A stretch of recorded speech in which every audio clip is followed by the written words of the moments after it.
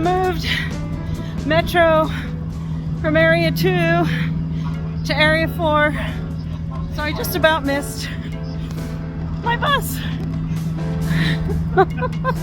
Here we are, getting ready to go to Chicago.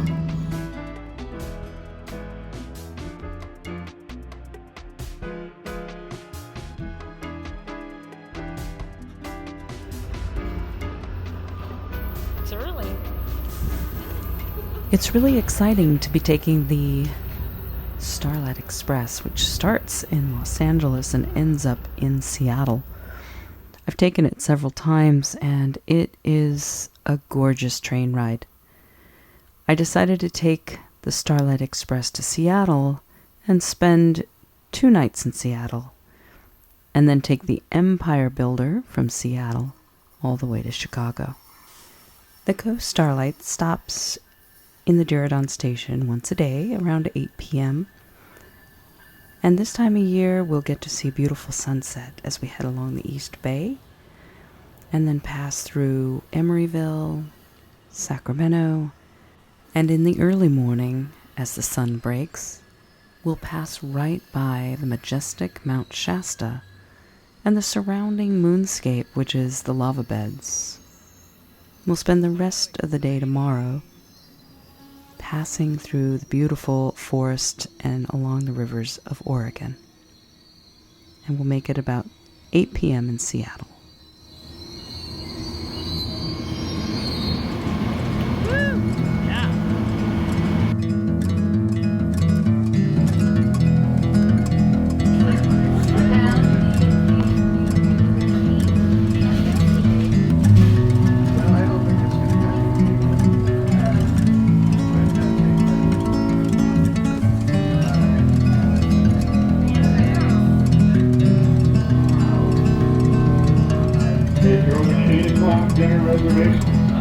Please come to the dining car.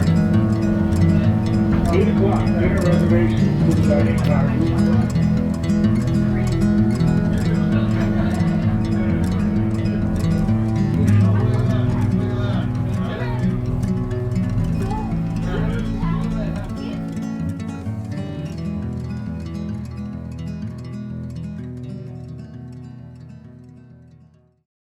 If you awake early in the morning, you'll make your way through the lava fields and the lakeland meadows at the base of Shasta. You'll arrive in Klamath Falls at about 8 a.m. Travelers from around the country and around the world join in the observation cart and chatter excitedly about the incredible scenery. The dining car doesn't open till 7 a.m., but thankfully, coffee is available in the snack bar. Stealing your spot for a minute.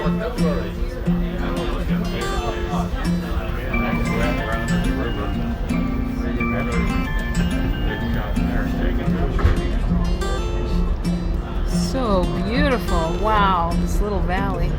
Yeah. Few days springs. This is just stunning. Here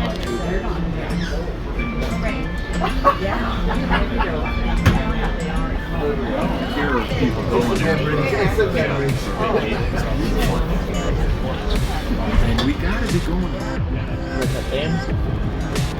Oh my goodness.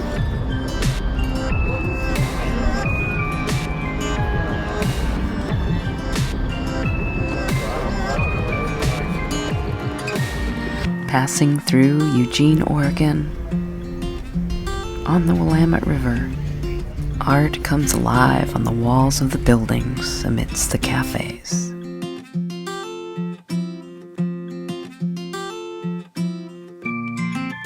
Crossing the Columbia River and entering into Portland, the excitement builds. Portland is known for its amazing transit, bike-friendly community, fantastic restaurants, and just all-around fun place to hang out. Especially if you like thrift stores, food trucks, and voodoo donuts.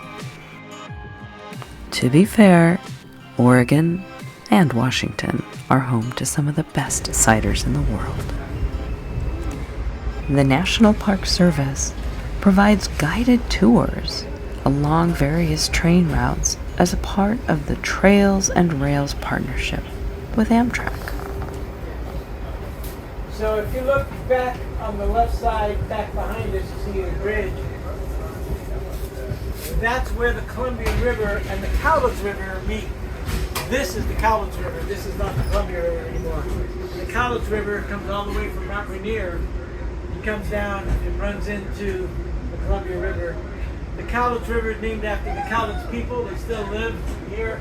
They have a reservation down by Litchfield. These dedicated volunteers bring history alive as we pass through towns on the train.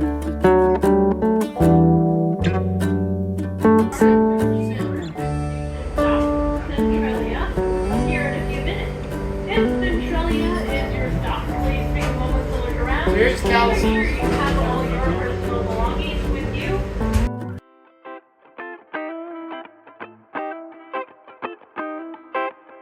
I'm so excited to be in Seattle, the Emerald City, home of the Olympic Mountains and Starbucks coffee. I was incredibly impressed with Seattle's all things transit, from commuter trains and ferries that cross the Puget Sound to a vast and growing, walkable, bikeable city. I was excited to meet people from all around the world at the Green Tortoise Hostel. They had an amazing kitchen and were close to many of the key features that I wanted to visit.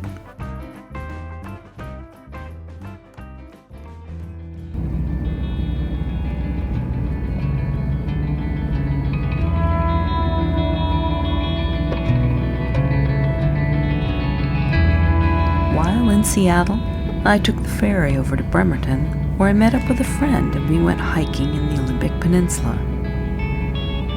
The islands here are just beautiful. Being on the water felt so peaceful.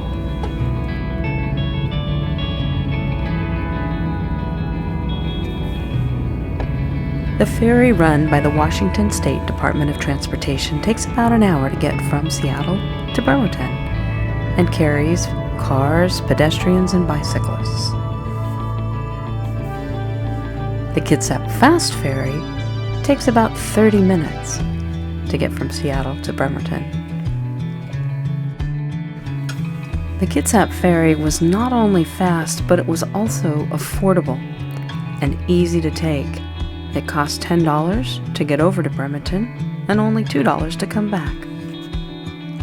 With only 2 days in town, I got to hike the Olympic Mountains, pick, cook, and eat wild chicken of the woods mushrooms, and enjoy a local cuisine of gooseneck barnacles. When I jumped into a tour called Beneath the Streets, I was shocked to learn that there was a whole entire city underneath the sidewalks of what is now Seattle. Early settlers that drove out the native communities literally changed the shape of the area by digging up and tearing down mountains to fill in the bay. There was so much more I wanted to learn, see, and do, but I had to make the walk to the train station and get on board the Empire Builder to head to Chicago. Oh my gosh. Are you kidding me? My seatmate and I chattered excitedly back and forth as we made our way along the Puget Sound, pointing at people, beaches, bridges, and islands in the distance. Well, you can't get any closer. Oh my gosh, we're right on the shore. It looks almost scary, like for. It's there was a guy. A person could touch the train. This That is was- amazing. It is amazing. I don't even believe it. And we missed the swimmer on the video, but this is pretty cool. They're sailing. It almost seems dangerous to have that. The train this train right close here. on it. It's so weird to be on the ocean. Did you have any idea we would be on? Literally. I mean, it's crazy. Southern California has a one that's had to close because the ocean started eroding. Yeah. But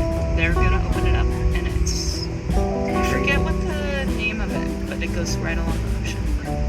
But I haven't ridden. Well, this is just unreal. This is gorgeous. Oh my gosh. Imagine being on the beach.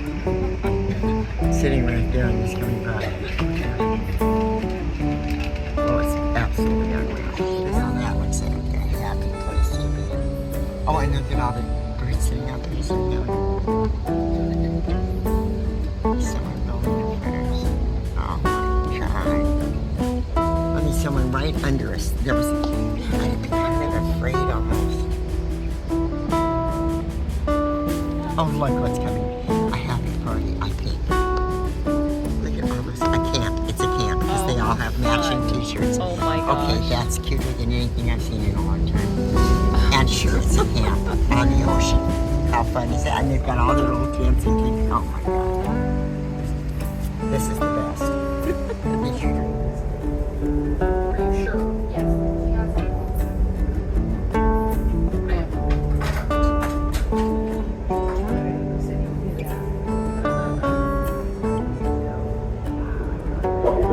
Along the way here on the right side, you've been seeing the Skycomish River, which we will follow all the way up to the summit of the Cascade Mountains, or at least its watershed will be one of its tributaries as we get to the pine.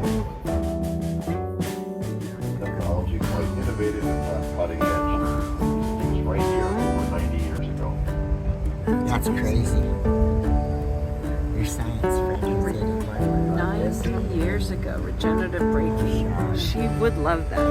Riding on the train, strangers were connected together, talking, playing cards, and enjoying each other's company.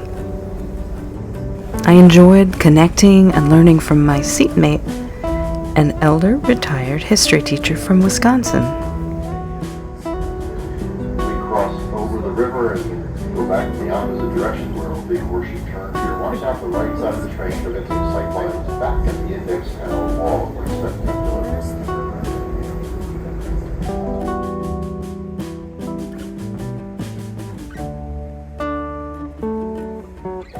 What a beautiful ride through the Cascade Mountains. With a night through Montana, awoke the next morning early to a young artist's rendition of the train ride. And then we moved through the lake area as we entered into Whitefish for sunrise.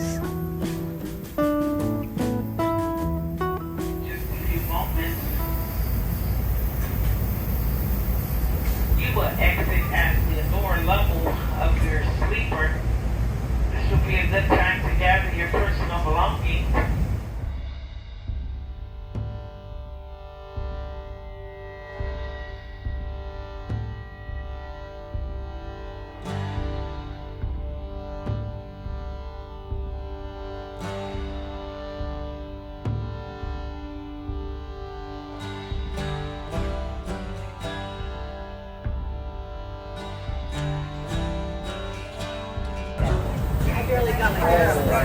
Where you guys from?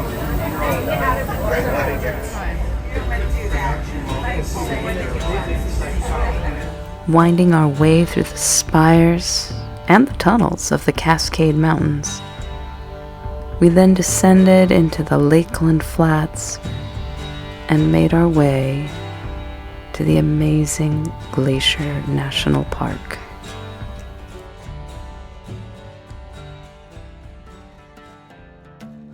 Passengers from West Virginia, Florida, Tennessee, Texas. I was surprised that so many people, even from red states, were excited to learn I was going to the Democratic National Convention. I met people from around the country and around the world. I enjoyed breakfast with an Amish family one morning and learned about the father's thriving business where he employed several people in the community, building pallets. I met a mom from France who was traveling with her 3 kids, 2 engineering students and an art student. There was a young scholar from Israel who was just finishing up teaching 2 years in New York. And before heading back, he wanted to see parts of the United States by Amtrak. Riding the train is an opportunity that brings people together to share stories, play cards, and make fast friends. The headwaters of the Missouri River, the longest river in the United States, begins in Three Forks, Montana. But the Great Mississippi River carries more water than any other river in the United States, beginning at Lake Itasca in Minnesota. From Lake Itasca, the Mississippi River flows into Lake Pepin. As you can see, Amtrak skirts Lake Pepin, which is very popular with the local fishermen. The Empire Builder crosses the Mississippi both in Minnesota and in Wisconsin. The incredible heritage, culture, and history that flows along with the Mississippi is worth discovering.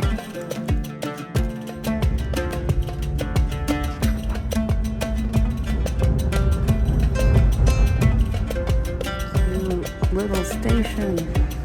Oh my god. This is Glenview, the cutest little train station with the cutest little roof with little like hearts on it. I took a picture. And everyone's at the ice cream shop, all the families of the kids, and there's a cute playground, and a beautiful library. All by the train station. These look like new apartments and a big old water tower. There's a whole, like, wow, tons and tons. I wish I'd caught it from the other side. Tons of these now in this little area.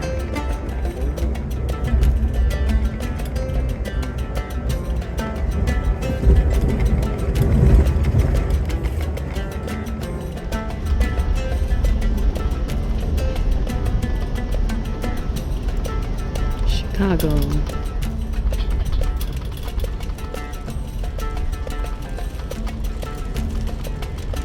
And it's raining. Yeah. I was planning to walk a mile with my luggage to the hostel. And this is what we get.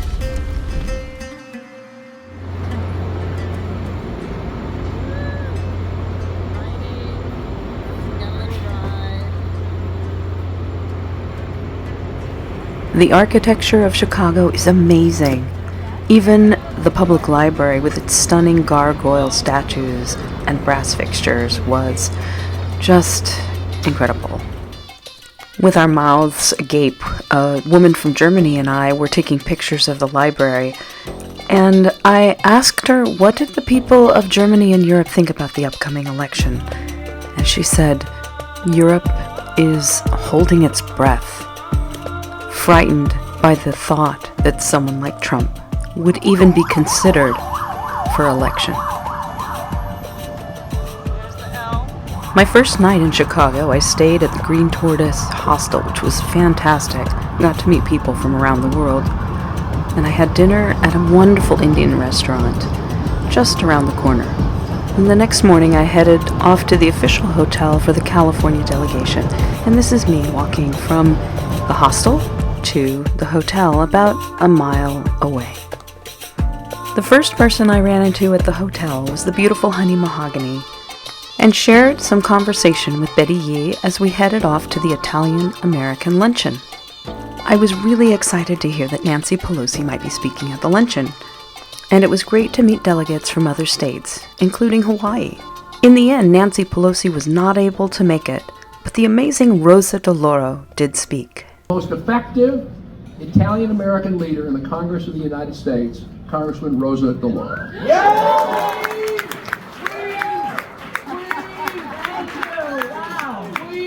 That means I'm the biggest loudmouth in the Congress. And that's okay. That's okay by me. Thank you so much, Jim. It's wonderful to be here.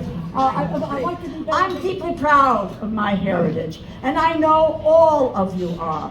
I am proud because of what it has been to shape me growing up and the values that have been instilled in me, in my work, and in my life.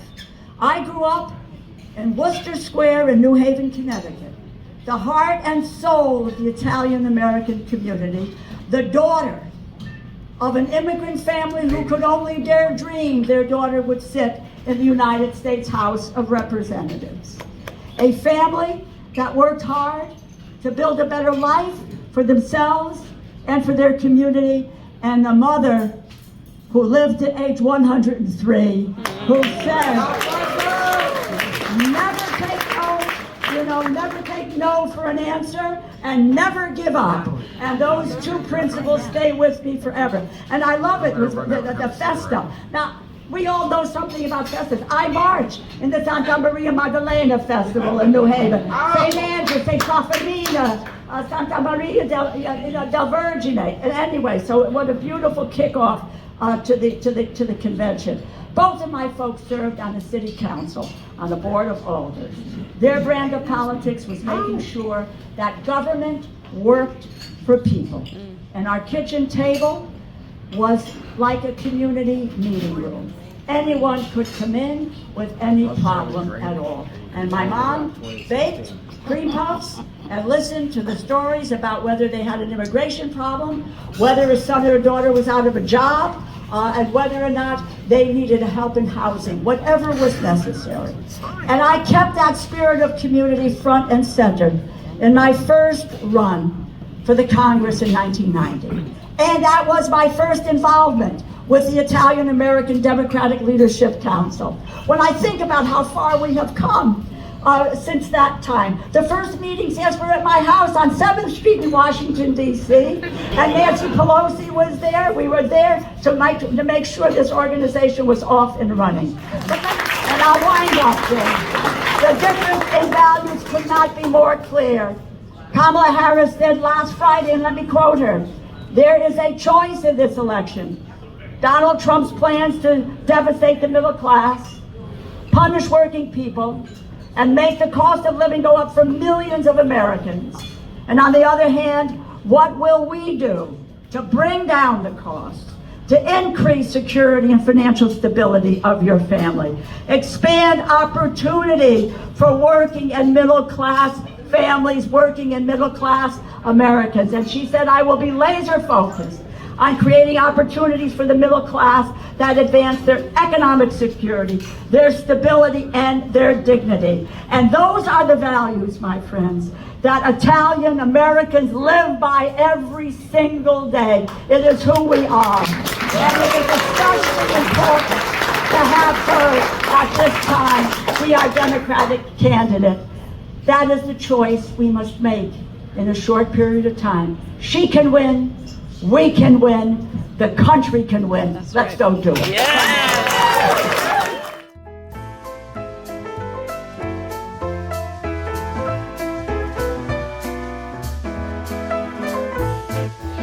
Later that evening, many of us from the California delegation walked to the Navy Pier, where they had a big delegate celebration.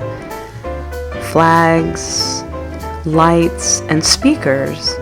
Delegates from all 50 states and 16 territories and representatives from other countries shared their excitement about this historical convention. From the Navy Pier, the lights of the boats and the city sparkled, inspiring hope and excitement. Every morning at 8 a.m., we had our California Delegate Breakfast. Good morning, everyone. Hello, California Democrats. Any first-time convention goers here? At the breakfast, we got to hear from important speakers. Democrats here. Getting out the vote is everything. And so that's what we do. That's how we turn California blue. There are 3 no's. I said the 3 M's. 3 no's. No wasted time. No underutilized resources. And no regrets the day after the election that we could have done more. I've known Kamala a long time.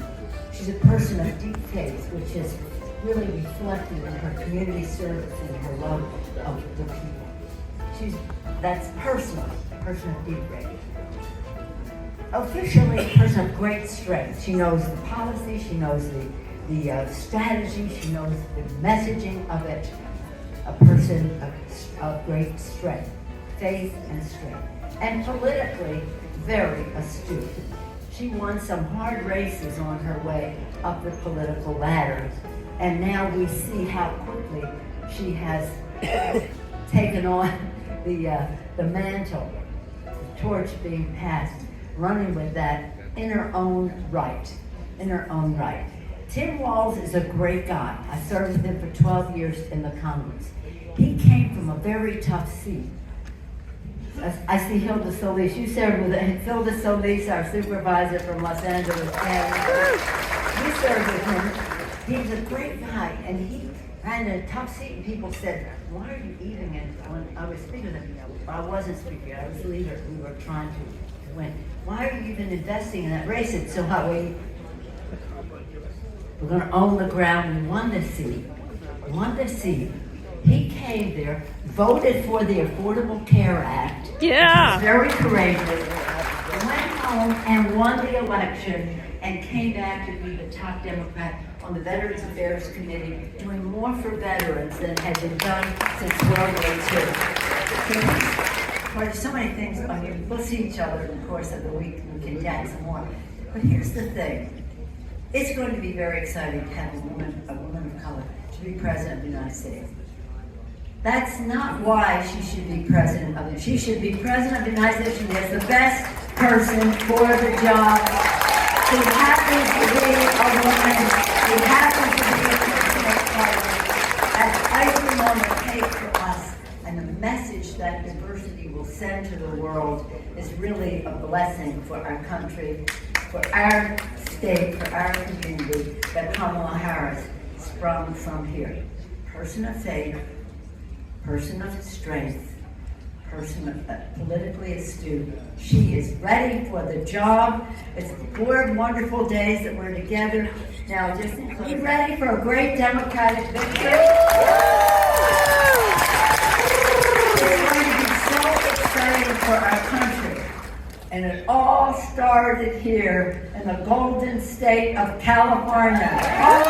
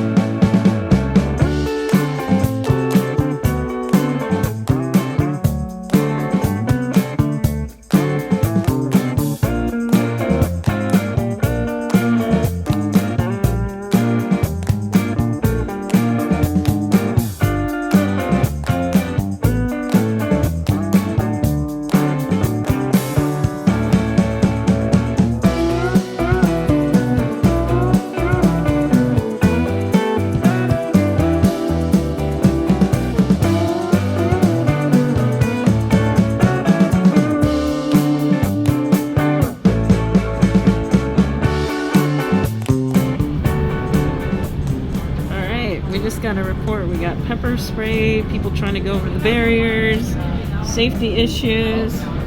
We're on a bus. We're just waiting. It's been about an hour. On the very first night of the Democratic National Convention, safety issues arose, and so the Secret Service kept us on our shuttle buses until about 8 o'clock, for about 2.25 hours. We did make good use of the time, though. We got to talking with each other, got to know each other, and tell stories.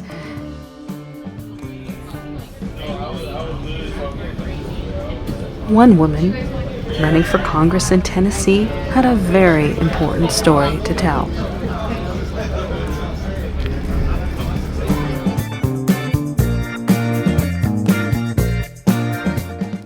Okay. Hey, Santa Cruz, California, it's Jane George.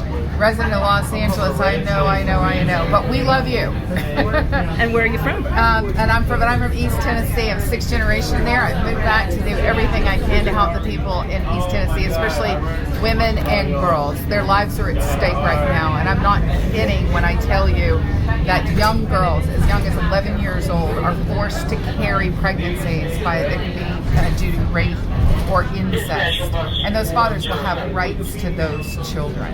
Awesome. And yes. Thank you for that. Yes, You mentioned women are sent home with non-viable pregnancies to bleed out at home. That's the standard of care in Tennessee right now.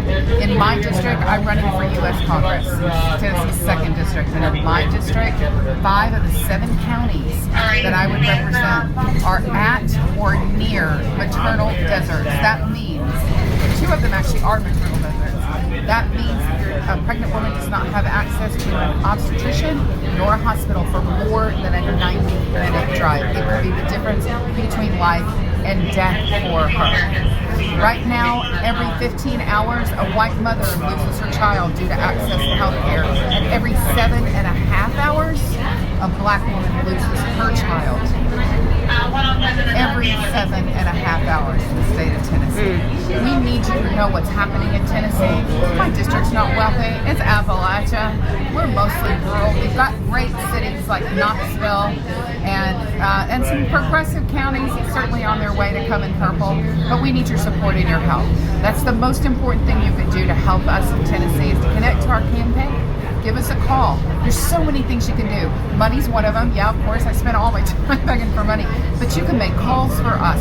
You could just repost our posts so that we get exposure and get our message out. But just know I love you, Beaches.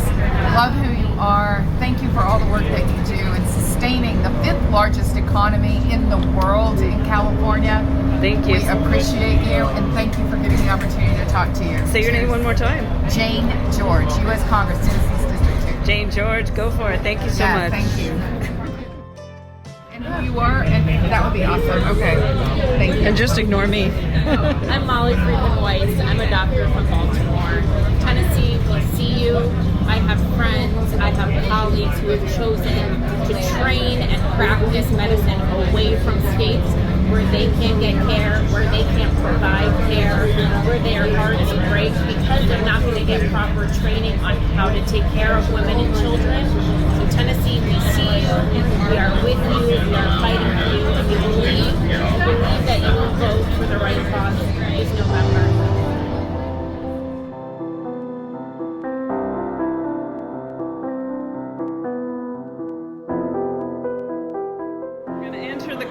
For the first time.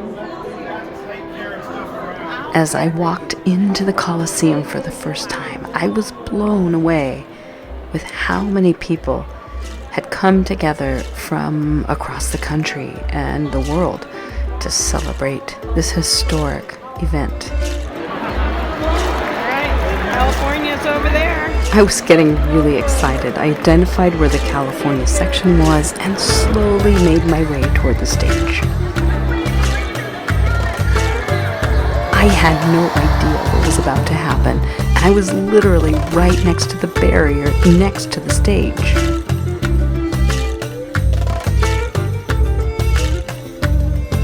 I was taking it all in. The excitement, the energy, the cheering, people's joy that we could create this amazing future together. I had no idea what was about to happen, but suddenly everyone started screaming for joy.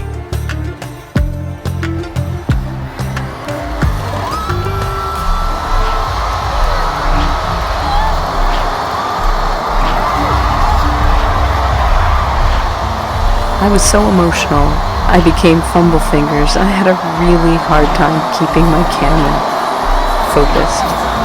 You see, the nominee doesn't usually come on a stage the first day and doesn't really appear until the last day of the convention. So this was an exciting surprise that had the crowd on their feet and cheering.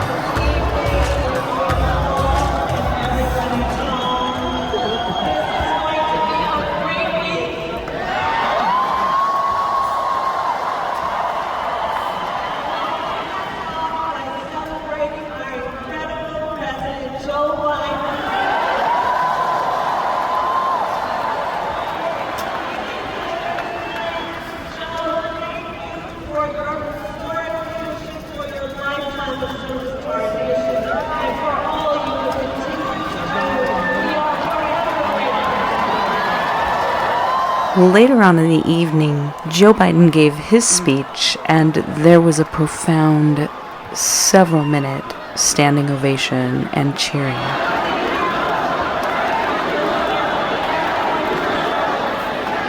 People from every corner of our country and every walk of life are here, united by our shared vision for the future of our country. And this November we will come together and declare with one voice, as one people, we are moving forward.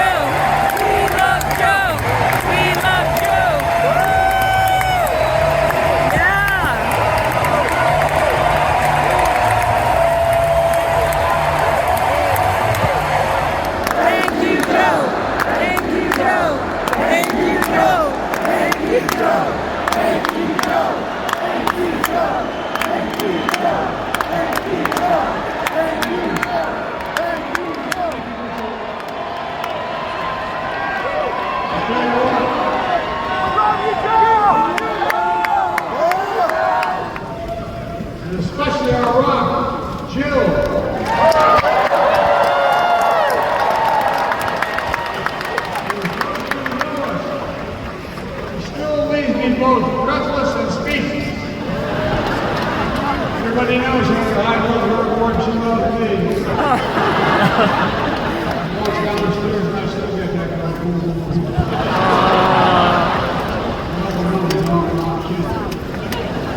Let's give a special round of applause to our First Lady, Jill Biden.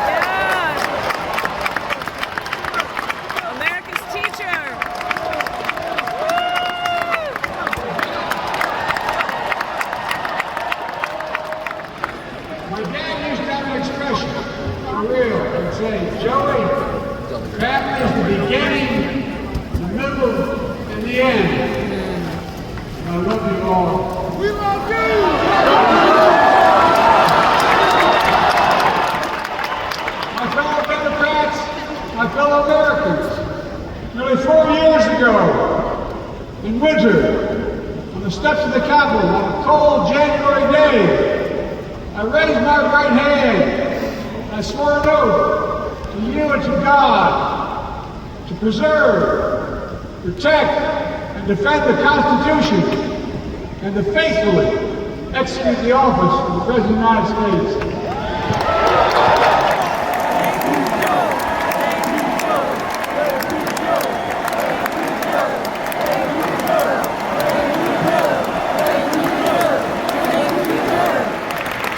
Just let's remember who we are. We're the United States of America.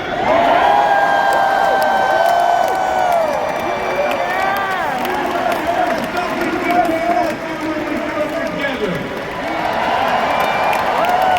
God bless you all, and may God protect our troops.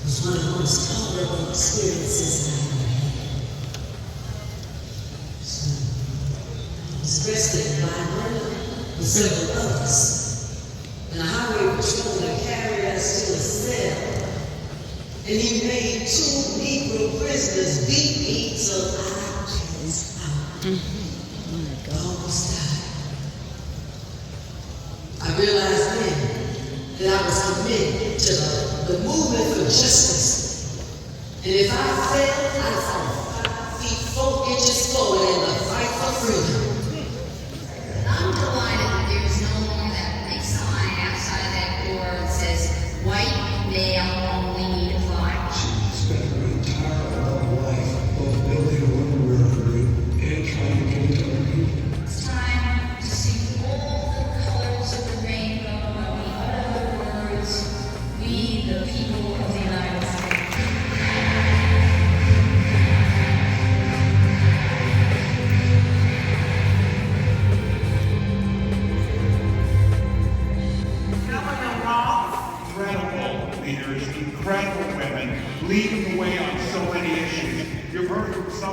see governors across the country. Someone told me, they did a little story, and they said, you know why Governor Walz has been successful in Minnesota? There's two reasons. He surrounds himself with talented women and he listens to them. It's well past time to put a woman in the White House.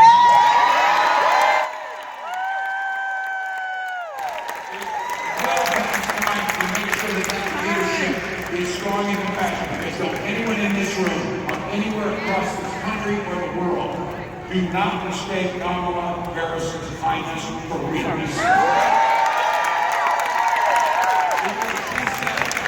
Strong leaders don't push people down. Strong leaders lift people up.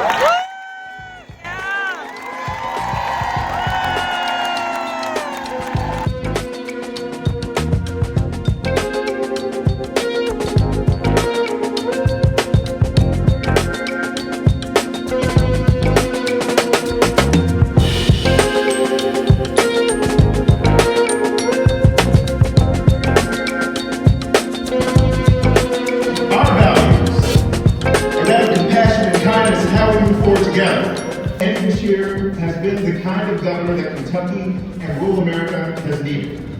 He has seen what people need, and he's delivered every step of the way. How you win in rural America is not as Democrats or Republicans or independents, it is as people first. And that is what Andy Beshear has done. Please join me in welcoming Governor Andy Beshear.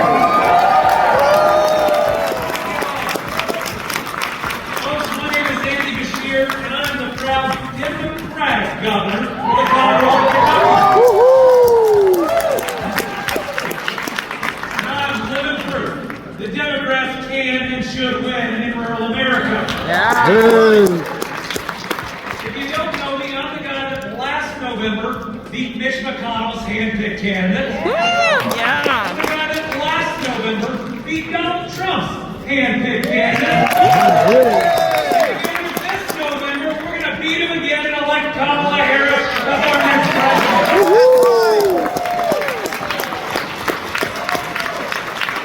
I'll tell you how I govern in a rural state. I'm a proud pro-union governor. I'm a proud pro-public education governor. I'm a proud pro-choice governor. I am a proud diversity governor, pro-diversity governor. And I'm a proud pro-Kamala Harris for president. In Kentucky, we showed up every day to do the hard work that Kamala Harris has been doing as vice president, to make sure that we are lifting up every single American and leaving no one behind. I recognize, like we do in rural America, that when people wake up in the morning, they're not thinking about polls. They're likely not even thinking about this election. They're thinking about their job and whether they make enough to support their family. They're thinking about their next doctor's appointment and how far they're going to have to drive to get there. They're thinking about the roads and the bridges they travel that day. They're thinking about the public school that they drop their kids off at. And they're thinking about public safety in their communities. And with the Republicans going to the extreme ends that they are on every issue, now is our time to both run and govern on those issues that matter the most to our people.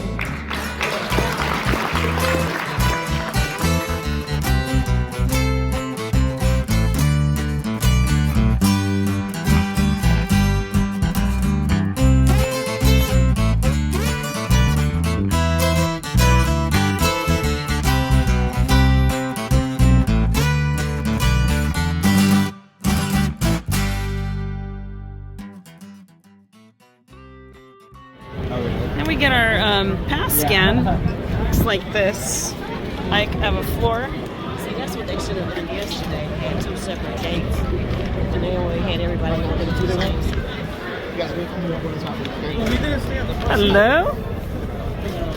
Thank you so much. Thank you. You guys are awesome. And then we run through a metal detector and we get all of our bags checked. And so I feel it's been a really pretty seamless process. And I feel pretty safe. It's coming back. We're super excited.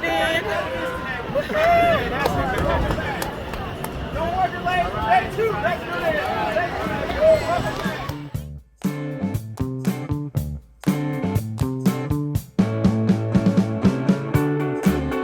it. Lifelong Republicans and Trump loyalists have stepped back, saying they cannot support Trump for a second term, as it would destroy this country, like Stephanie Grisham, his past press secretary. Kamala Harris has received the endorsements from countless unions. Our working community members know that a strong middle class means a strong country.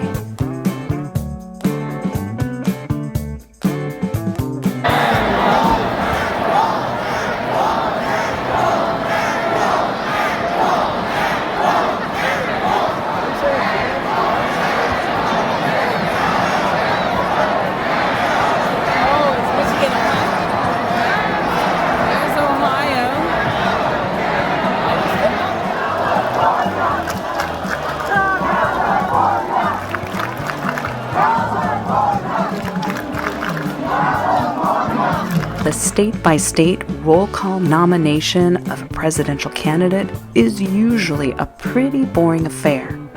But this was exciting and exhilarating. Each state and territory was proud to present their votes.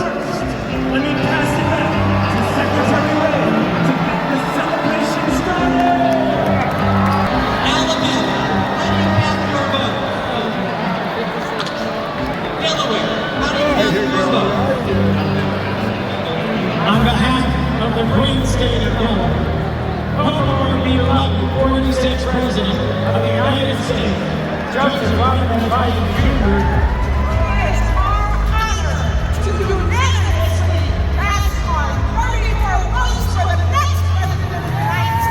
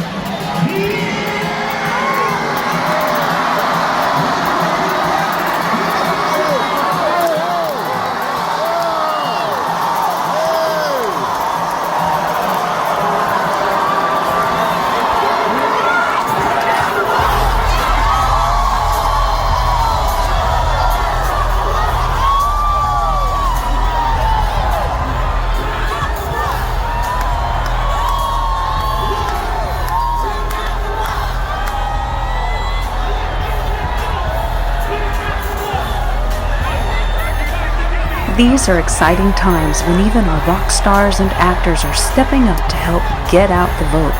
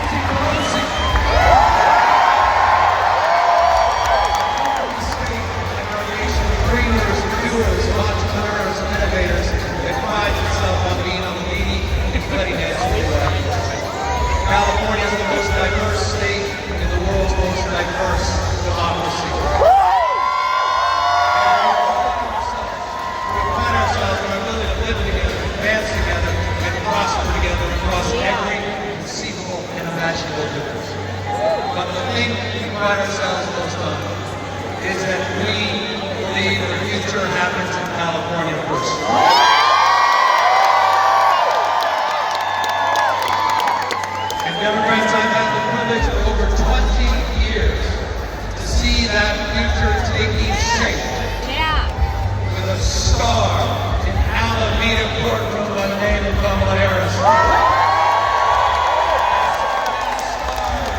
I saw that star fighting criminal justice, racial justice, economic justice, social justice. I saw that star get even brighter as Attorney General of California, as the United States Senate, and as Vice President of the United States of America. Kamala Harris has always done the right thing. A champion for voting rights, civil rights, LGBTQ rights, Democrats and independents. It's time for us to do the right thing. There's Dolores Huerta on the lower left. As the next president.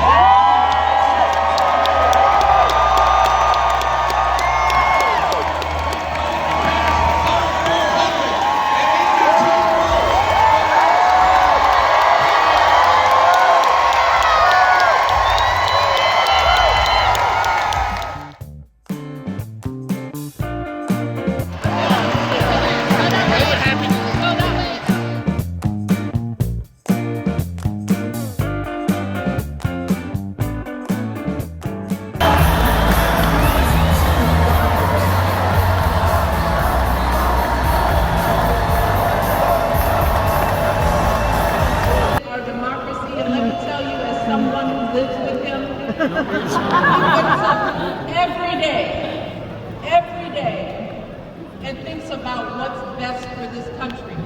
Woo! Welcome, America's 44th president.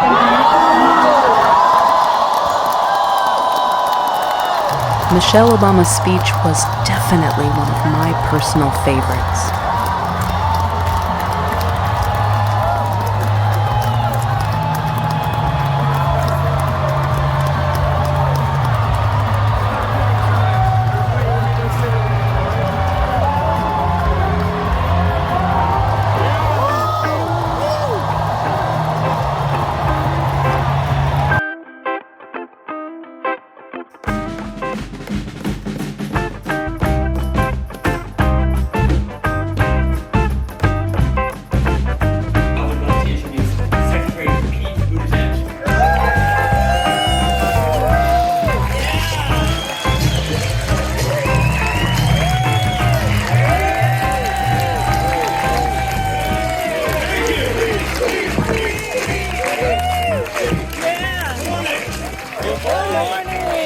Thank you, California Democrats. Thank you for the warm welcome.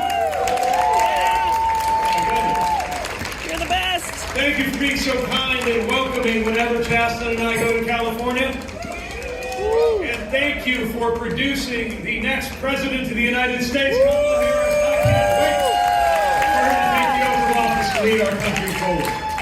She is an extraordinary leader. I've had the chance to see that firsthand these last 4 years as she has helped to shape so many of the historic accomplishments of the Biden-Harris administration. And I also think it's not a bad thing to balance that California dreaming with some Minnesota nice. So on behalf of the Midwest, let me tell you how excited I am to be campaigning with Tim Walz. Yeah. Think about how many campaigns you've seen, consultants you've seen spending millions of dollars in ads to try to make their candidates seem like the kind of guy who would be a National Guardsman, a football coach, and a school teacher. Our next vice president literally is that guy. Don't pretend it. Some folks say, this is not a policy election. Maybe 7 o'clock California time's a little bit early to be talking about policy. Let's talk about results. Yeah. Yes. Especially when you're talking to your independent Republican friends. Remind them about the difference in results under this administration compared to the last one. Donald Trump wants to talk about crime? Never mind that he's an unrepentant, convicted felon running against a prosecutor. He wants to talk about crime? Okay, let's talk about the fact that crime was higher on his watch. We don't want to go back to those Trump years and higher crime. He wants to talk about the working class. Let's talk about the fact that there was a manufacturing recession even before COVID under Donald Trump, and a manufacturing boom under the leadership of Biden-Harris right now. We don't want to go back to that. Even the people who think that the economy is pretty much the same thing as the stock market. I don't view it that way, but if you do, you might have noticed that the Dow Jones and the S&P are doing a lot better under Biden-Harris than they were under Donald Trump. Why would we want to go back? But even more than the policies, even more than the results, vibes matter. The way it felt to be an American. It matters. And most Americans don't want to go back to the chaos and the darkness and the anger and the grievance and the fact that just every time you check the news it was punching you in the face. We don't want to go back to that. We want to move forward to a new and better and brighter kind of politics. And that's what you're helping build. She's great. I got to know her when we were all competing for the nomination some years ago.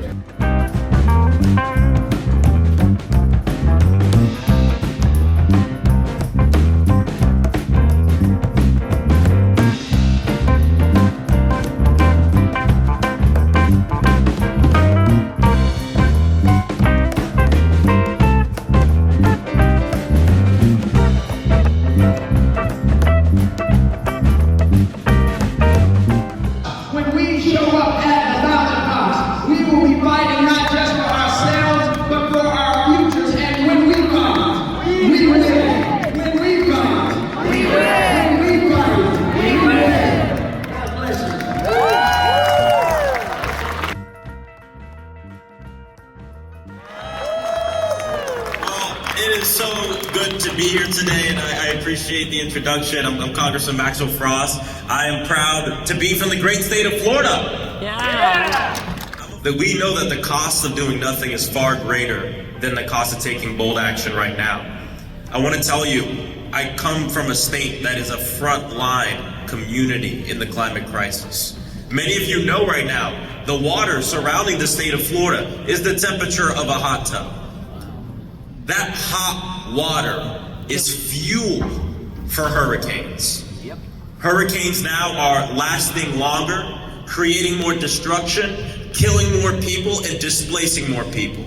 My district of Orlando, Florida, received hundreds of thousands of people from the island of Puerto Rico. After Hurricane Maria, those folks had to move to Florida.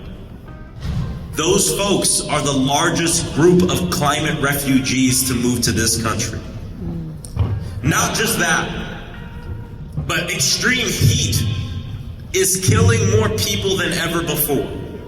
We are experiencing some of the hottest, not just summers, we said this is hottest summers, hottest time periods that we ever have. Did you know that extreme heat is killing more people than hurricanes and tornadoes combined? Florida, yeah.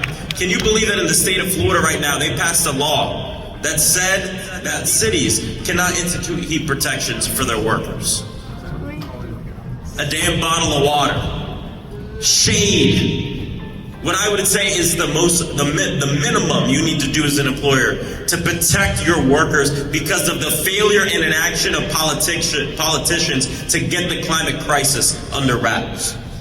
But I'll tell you, because all of this is going on in my state right now, for the first time, there are people I've never met before, people that I disagree with on a lot of things, that are coming out of the woodwork, coming up to me, coming up to organizations and saying, Maxwell, I'm a conservative, but I'm a business owner, and these hurricanes are hurting my wallet. What can we do about the climate crisis? I mean, it's a damn shame it takes hitting your wallet to care about the existential threat of humanity. Yep. But I want to end with this. More people are joining this movement right now because the climate crisis isn't coming, it is here. And we gotta make sure we're ready as a movement to bring these folks in, to broaden this coalition. So my ask of everyone, a wonderful moment of optimism, of urgency for all of us to be together who care about climate. Because Trump does know that while climate change is an existential threat to our planet, all of the climate and clean energy laws that Joe Biden and Kamala Harris have put on the books are an existential threat to the future of the fossil fuel industry in the United States and across our planet. We know that Vice President Kamala Harris is a climate champion. Together, she and I launched, as Michelle said, the National Climate Bank to invest $27 billion that's going to unleash $120 billion worth of private sector investment targeted towards vulnerable communities in our country. What Joe Biden and Kamala Harris have done is to make sure that the IRA is pointing these clean energy jobs towards union jobs, high-paying union jobs. Do you know who prosecuted and collected billions of dollars from oil companies and from corporate polluters as Attorney General? Kamala Harris. Do you know who secured $20 billion for homeowners during the foreclosure crisis? Kamala Harris. And do you know who cast the tie-breaking vote 2 years ago to pass the Inflation Reduction Act, otherwise known as the biggest climate bill ever passed in the history of the world? Kamala Harris. She broke the tie. And while she was helping to grow our clean energy economy, to stand up for jobs and justice, she's taken on the Billionaire Boys Club, which is the Heritage Foundation, which is all those billionaires who are going to give $1 billion to Donald Trump to take all of the wind and solar and all-electric vehicle and battery storage technology subsidies off the books. And you know what our message to them is? We know you're not going to stop trying. We're not going to stop trying. We're going to go into this election because we know that Donald Trump wants to make America great again by making America hate again. And we know if he gets elected, clean energy investments, clean water, clean air protections are gone. The Paris Climate Agreement, gone. Tax breaks for wind and solar, all electric vehicles, gone. Under Trump and Republicans, the IRA is DOA. So we have a choice. Are we going to fight? Are we going to stand up? Are we going to stand by Kamala? Are we going to make sure that she becomes the greatest climate president in the history of our country? Let's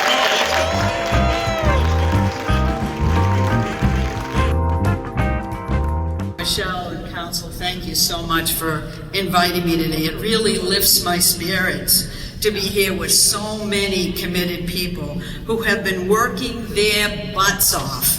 That's a technical term we all know. They're working their butts off every day to tackle climate change with the urgency that science and the future of our kids and grandchildren demand. And I applaud you for being here and the work that everyone is doing. Look, that means we not only have to accelerate the adoption of clean energy, but like Senator Markey, I must recognize that the other challenges we have to at the same time phase out our dependence on fossil fuels. You can't rest on doing clean energy in hopes that it will divert it, we must take action directly to address the challenge of our time, to make change happen. In my experience, when you build from the bottom up, then the foundation is strong and the rest comes easy. So thank you for everything that you've done. Look, I've worked at every level of government for more than 40 years. I've worked for 2 states, 6 governors, 2 presidents, and I damn well know that change is hard. But don't ever tell me that change doesn't happen. I have seen it happen with my own eyes. And while it all too often takes blood, sweat, and tears, well, that, my friend, is both the frustration and the wonder of a democracy. And that's a democracy that we have to protect. That's a democracy that we must stand up for. Your voices were heard. And the voices of the communities, especially those who have been left behind and disinvested in for far too long, are being heard and lifted up. That's what democracy requires. That's the work we must do together. My name is Robert Bullard. Father of environmental justice. It seems like teachers are in style these days. Yeah. I'm a scientist. I'm a scholar. I'm also a Vietnam-era Marine Corps vet. Hoorah! Yeah! Woo! I'm also a climate warrior. It was more than 4 decades ago I started a journey for environmental justice before it had a name in Houston, Texas, a metropolis. The idea that some communities are not created equal. There's some that are more equal than others. And if a community happens to be poor, community of color, or physically located on the wrong side of the track, it receives less protection. That is not right, that is not fair, that is not just. Climate change is more than parts per million greenhouse gases. It's also about justice, fairness, and equity, and vulnerability and responsibility. So when we fashion policy to address climate change, we must take those issues into account. Back in 1979, climate justice was just a footnote. Today, it's a headline. I witnessed 2 signings of presidential executive orders. One in 1994, in February, by President Clinton, and in April of 2023, by President Biden, another executive order. One was in the Oval Office, the other was in the Rose Garden. We're talking about 29 years apart. We have made tremendous progress, but we have a lot of work to do. The quest for justice is a race, but it's no sprint. It's a marathon relay. I know there's no such race. But you run your 26.2 miles and you pass the baton to the next generation to run that race. I've been doing this for 40 years, but we don't have 40 years when we talk about climate change, this threat to humanity. What we have to do is to build strong infrastructure, not just bridges and roads, which is great, but social infrastructure that can insulate our communities when we talk about this threat, whether it's floods, hurricanes, wildfires. Yes, in Houston we had a derecho. Now, I don't know if you know the derecho, but it's a hell of a wind. Came through Houston and blew all the windows, trees down. Flooding. We used to plan for disasters June through November. That's hurricane season in the Gulf Coast. But we had a winter storm, Uri, a freeze in February in 2021, which went down to 9 degrees in Houston. So we have to plan for disasters January to January. We can't let up. Our movement for justice, climate, economic justice, environmental justice, is a movement to bend this moral arc. As Dr. King said, the moral arc of the universe is long, but it bends toward justice. Yes. We are in the business. Our movement is to get justice, environmental justice, economic justice, food and water justice, gender justice, justice for all. It has to be our North Star. Thank you very much. Yeah. Woo!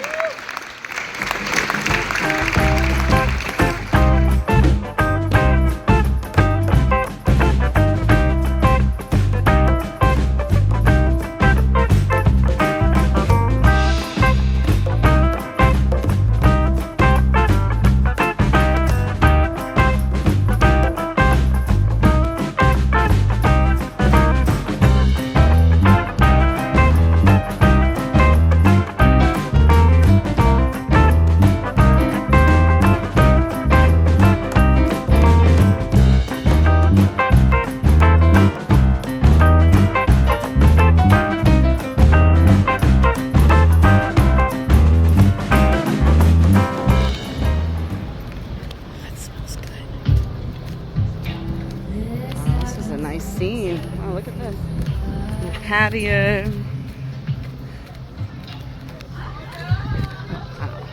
We got some pretty crazy well-to-do people out here.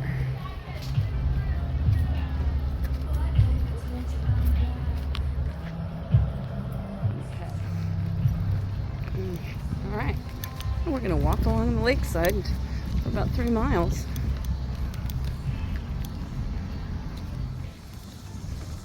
That looks green. Listen to these creatures in there. I don't know what they are. Maybe those are cicadas. I crossed over the train tracks and dropped onto the lakefront trail while passing by Soldier Stadium. The yacht club was gorgeous, and the trail was bustling with bikers, pedestrians, runners, all sorts of folks. It was a really beautiful day. From the yacht club, the lakefront trail toward the Navy Pier was about 8.5 miles, and 10 miles in the opposite direction. In some areas, the bike path was separated from the walking trail, but in other areas, the trail was 8 feet wide, and everyone, including e-bikes, pedestrians, and people like me, tourists taking pictures, were able to navigate safely and respectfully. Heading from the Lakeview Trail and Lakeview Park toward the hotel, I passed through Maggie Daley Park, a really sweet park for kids. There were a number of these super cool, awesome climbing structures in the middle of the park.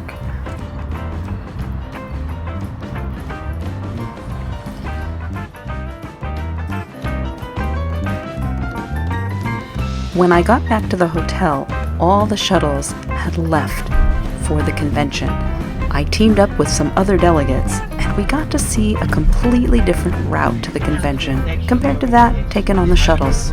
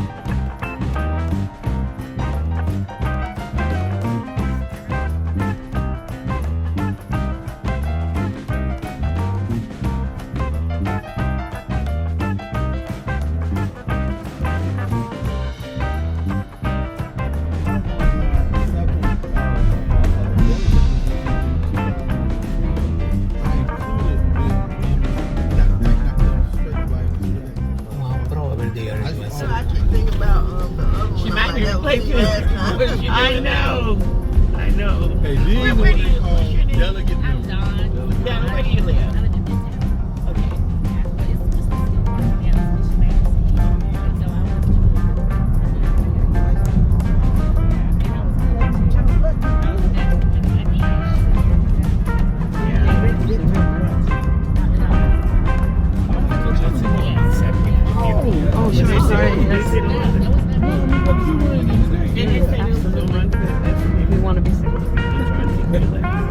This is the third night of the Democratic National Convention, and tonight, Tim Walz will be speaking.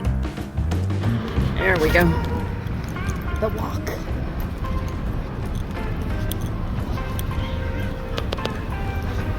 These must be the VIP cars, because they're black. The tinted windows.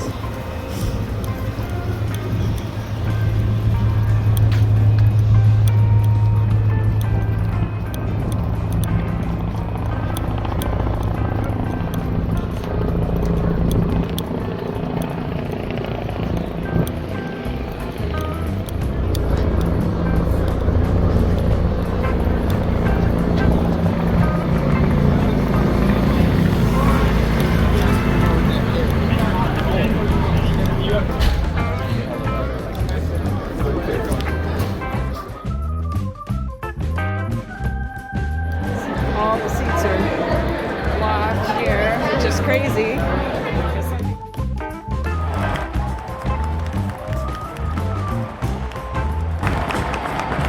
Leading Democrat.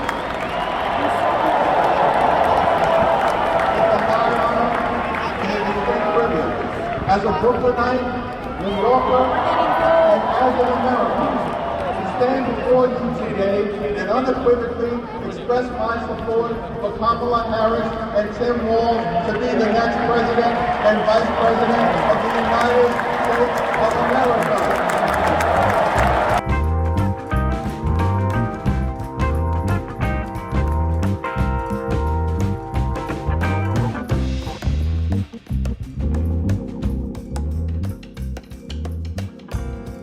Tim's commitment to service all comes back to the values we grew up with. Love your country, help your neighbor, and fight for what's right. Because that's what America is all about. Two middle-class kids. One a daughter of California, the other a son of the Nebraska Plains. Please welcome the Democratic nominee for Vice President,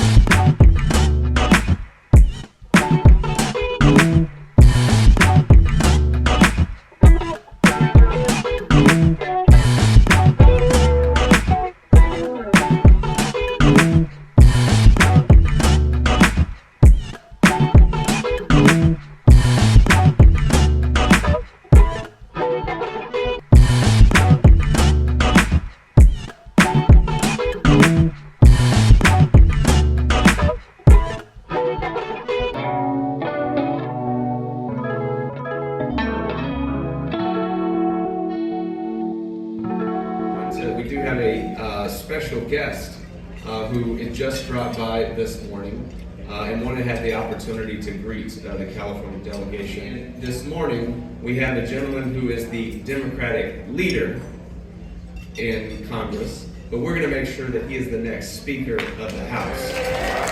So let's give a warm California welcome to the Democratic leader and future Speaker of the House, Hakeem Jeffries. Good morning, California Democrats. We came here to Chicago with one mission in three parts. One mission in three parts. Celebrate Joe Biden, elevate Kamala Harris, eviscerate MAGA extremism. But also to celebrate what this delegation represents, the diversity of America, what Democrats represent, because we believe in this great country that our diversity is a strength, as reflected in this room. It's not a weakness. We are a nation of immigrants, a gorgeous mosaic of people from across the world. Delegation chair, the wonderful, hardworking, dedicated, committed Congresswoman Zoe Lofgren. So good morning, California delegates. It was a late night last night, but there are many of you here brave enough to meet the dawn. Next up, our board director and the next Congress member to represent the 12th Congressional District, Latifah Simon. Please help me welcome leader of the California labor movement, Lorena Gonzalez. A lot of folks will ask me, my colleagues around the nation will ask me, like, all right, but Kamala, like, she's gonna be okay, right? And I tell them she not only is part of this administration that did all of this work, but we know in California that she has always been with us. And when we had problems, even when she was vice president, I don't want to say problems, but when we were encouraging somebody to sign our farm worker organizing bill, it was Kamala Harris that got on Twitter and said, I absolutely support this. She's been there for USCW, she's been there for the trade, she's been there for the firefighters. She was 100% for labor, and I have every confidence, especially after last night, of saying this administration, this next administration might even be more pro-labor than the last one. Can you imagine? I am so pleased. I am so delighted. I am so filled with joy. I am so alive and willing to do what it takes to make sure that the daughter of California is the President of the United States of America, Kamala Harris, but understands now more than ever what it means and what it takes. Going on to be chosen to be the Vice President, served in the United States Senate. You don't get any more ready than that. Kamala Harris is ready to be the President of the United States of America. And I want to tell you, she's got a partner in that Vice President. Was he out of the world last night when he talked about, and when that team came on, and to say this was our coach, this was who led us, this is the one who helped us, this is the one that helped us to understand that we can be whatever we want to be. We are winners. He's a winner. He's our coach, Vice President of the United States. We doesn't get any better than that. And talk about voter registration. Talk about participation. Talk about what it takes in order to win.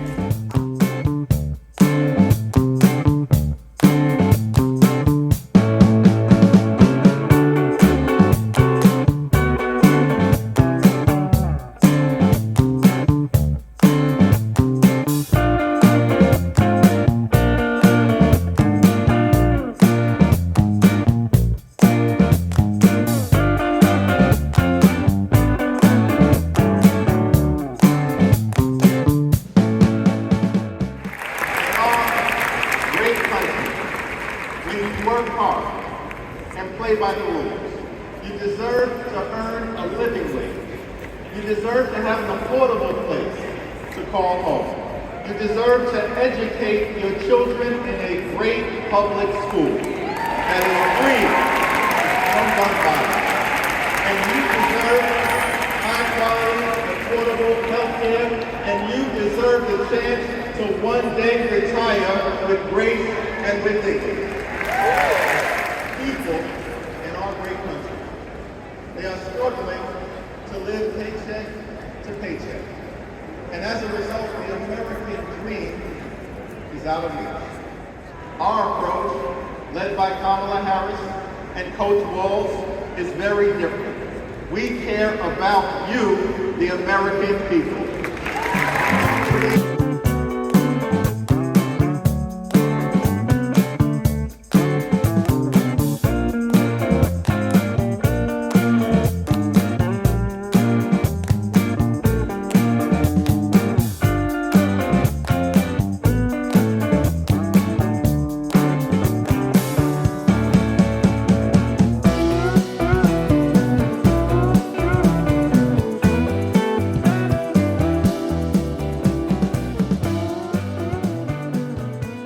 Please welcome the Democratic nominee for president.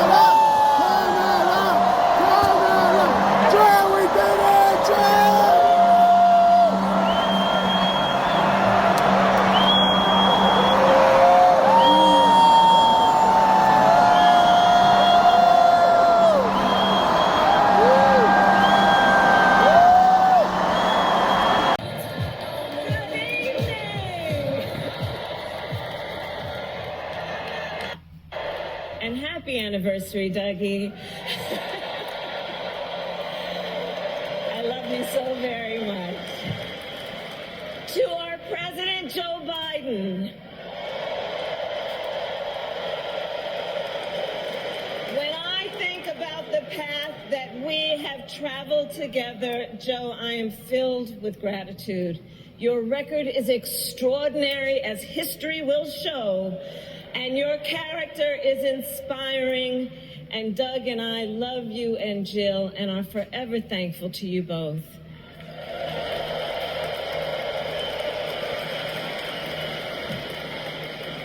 And to Coach Tim Walz,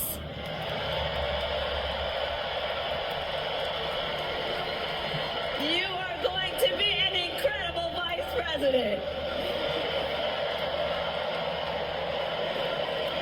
And to the delegates and everyone who has put your faith in our campaign, your support is humbling. So, America, the path that led me here in recent weeks was no doubt unexpected. But I'm no stranger to unlikely journeys. So, my mother, our mother, Kamala Harris, had one of her own. And I miss her every day, and especially right now. And I know she's looking down smiling. I know that. So my mother was 19 when she crossed the world alone, traveling from India to California with an unshakable dream to be the scientist who would cure breast cancer. When she finished school, she was supposed to return home to a traditional arranged marriage. But as fate would have it, she met my father, Donald Harris, a student from Jamaica. They fell in love and got married, and that act of self-determination made my sister Maya and me.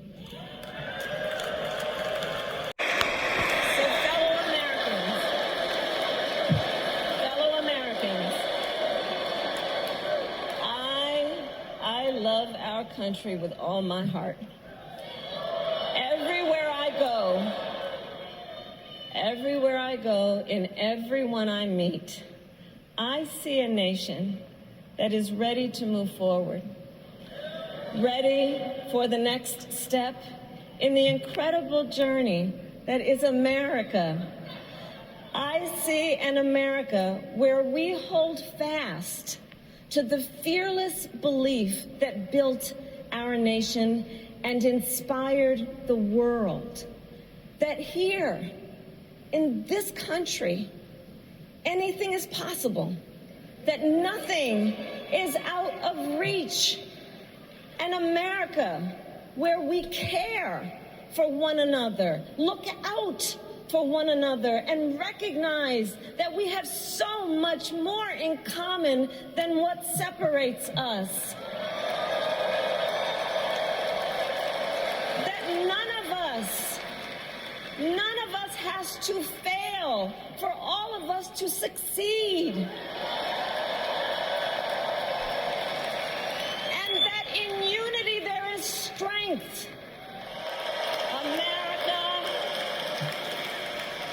Let us show each other and the world who we are and what we stand for. Freedom, opportunity, compassion, dignity, fairness, and endless possibilities.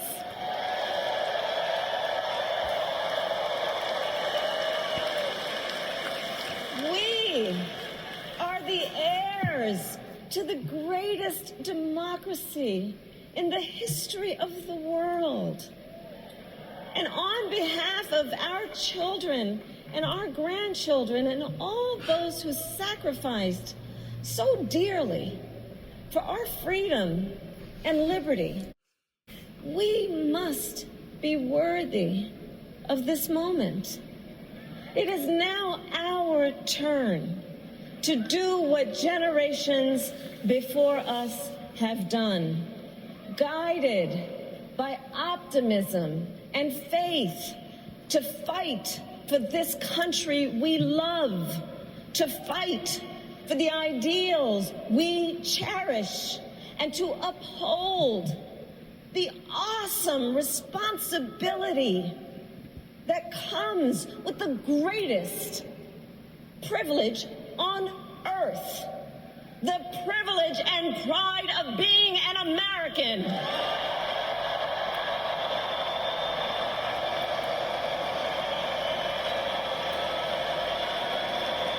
So let's get out there, let's fight for it, let's get out there, let's vote for it, and together let us write the next great chapter in the most extraordinary story ever told.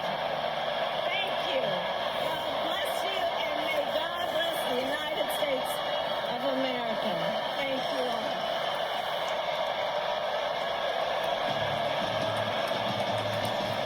But as Vice President Kamala Harris officially accepting her party's nomination to be president, speaking before a packed arena, hanging on her every word, and making history in the process of her remarks tonight as the first Black woman of South Asian descent to accept a major party nomination for president. She spoke of her mother, she spoke of her upbringing, of her background.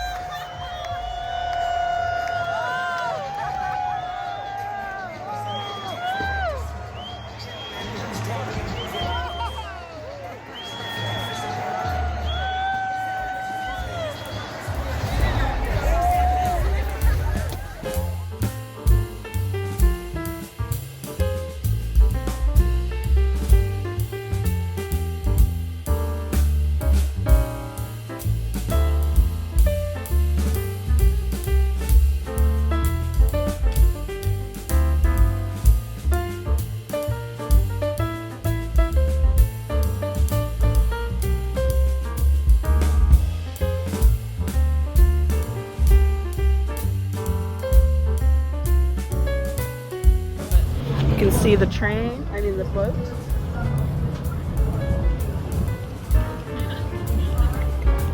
I had wanted to take an architecture tour, but I didn't get a chance. Around here. There we go. You can see the boat going, these beautiful boats on the canals, water taxi. I am in the Great Hall of the Chicago Union Station. This place is an architectural amazement. And I wish I had someone that could watch my bags, because I would take you over to the hotel, which is beautiful Art Deco, and it's right along the canal, the river, and it's just beautiful. We've been here once before, and you can go straight out. If you are in a roomette, you can leave your bags and they'll watch them. And unfortunately, I'm in a coach this time, so I don't get that option. But just to give you a sampling of this architecture, it's phenomenal. That direction, which is behind me, is how we get to the Amtrak Zephyr train. And unfortunately, because my hands are so filled with bags, I can't really film while I'm walking. But you can see here the architecture, and just look at that ceiling up there. They call it the Great Hall. It's just gorgeous. It's beautiful windows. And just about everyone, this is a hub. This is like a main hub of the trains that come in from many parts of the United States.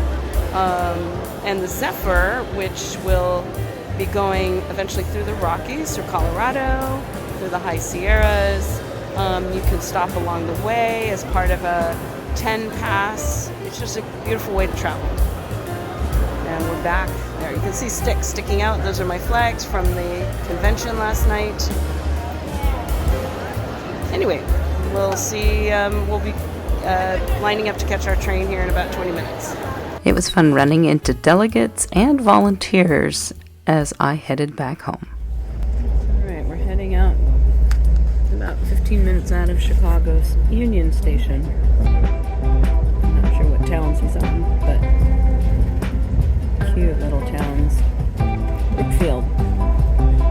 This is Brookfield. Range. I guess each town has its own little water tank. These look like apartments.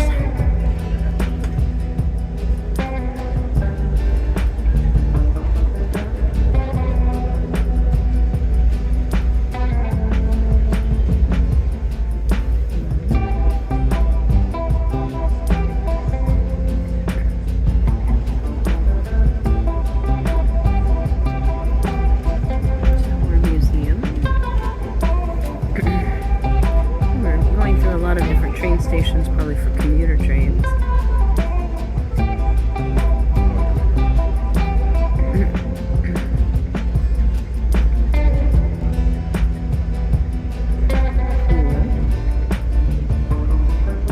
Looks like school.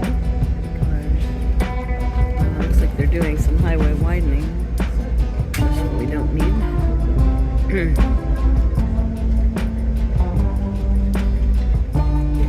Fire department. Another fire department in Vale. Yeah, maybe Santa Cruz. The people who are trying to stop the train saying that there should be a thick fence. Clarendon Hills.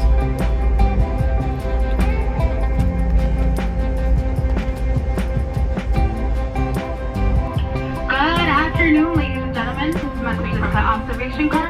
We currently now have 6 in the sightseers, all in full service. If you would like to join us, we now have the other bar open in the observation car. If you would like to come on by and grab a drink. Cafe is also open. Cafe is located just below the observation car. If you would like to come on by and buy a snack.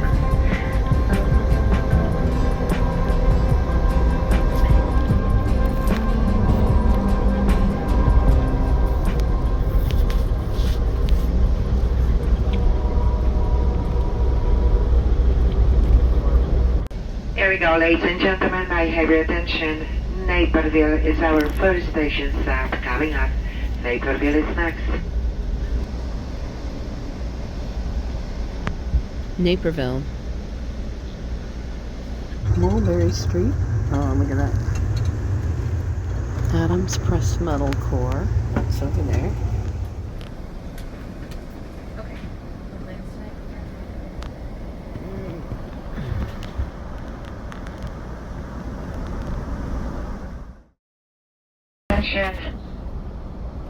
The last station stop was Gettysburg, so we want to welcome aboard all passengers just got on at Gettysburg on Amtrak train number 5. California Zephyr.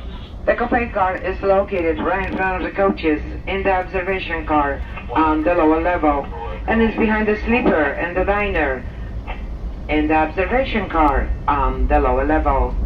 So please help to make everyone's riding experience as enjoyable as possible. And on behalf of our entire crew, we thank you for choosing Amtrak. The greenery.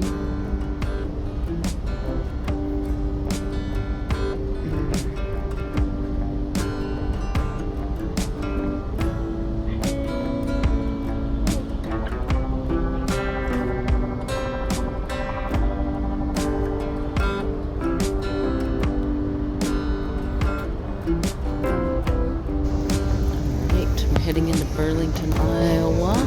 Bridge over there.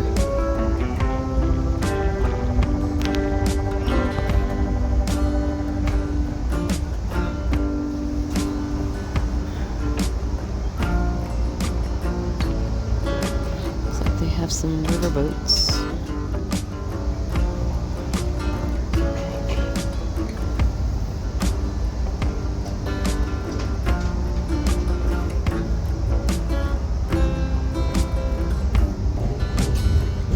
Here we go, ladies and gentlemen. At this time, we are crossing the mighty Mississippi River. Once we get on the other side, we'll be in Iowa, leaving Illinois behind us. So once again, Burlington, Iowa is next.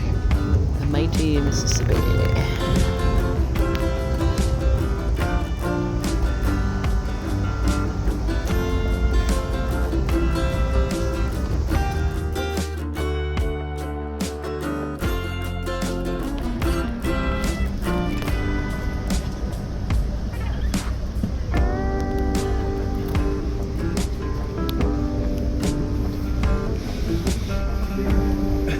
Here we go once again, ladies and gentlemen. The last station stop was Burlington, Iowa. Mount Pleasant is next. Mount Pleasant is next.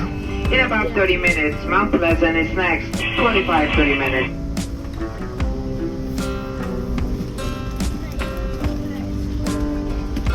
My beautiful little town.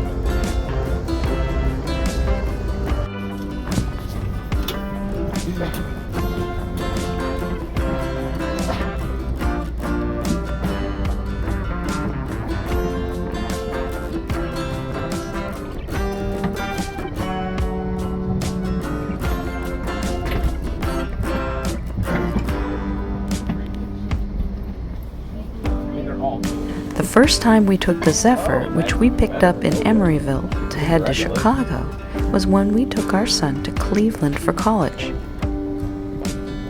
From Chicago, we took the Lakeshore Limited. This was the first time I had been acquainted with the Amish people in real life. They traveled together in fairly large groups, which I assumed were families, and usually the members of the groups wore the same color clothing. When I was traveling to Chicago on the Empire Builder, I had the opportunity to sit with an Amish family for breakfast. The mother and father seemed to be in their early 60s, and the daughter was about college age. The mother welcomed me to ask the family questions. I really appreciated learning more about their religion and culture. Folks, here in just a few minutes, we'll be backing into the platform at Denver Union Station.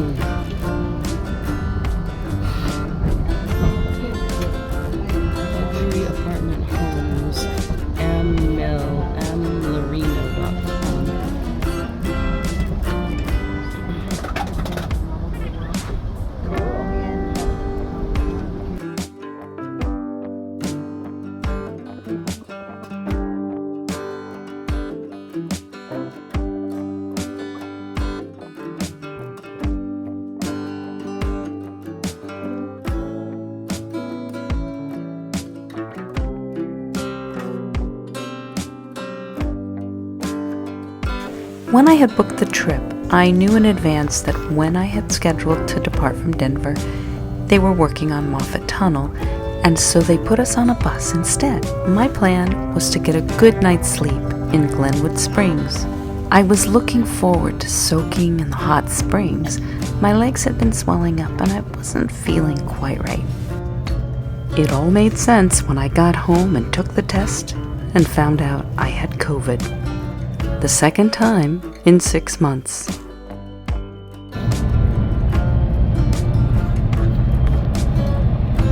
Riding on the train, being able to walk around, get up, meet people, talk to people, was much nicer than riding in the bus. And the traffic noise is much louder on the highway than riding on a train. We also got stuck in the traffic for over an hour because of an accident that happened.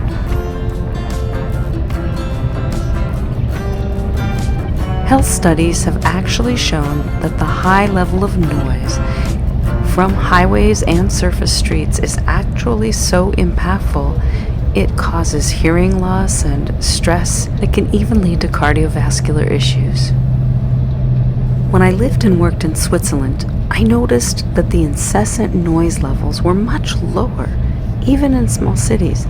Most people tended to walk, bike, bus, or take the train to work or wherever they needed to go, and usually only use their cars on longer trips. So is this whole valley Vale?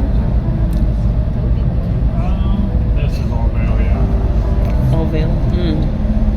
This is your Center Vale village right here.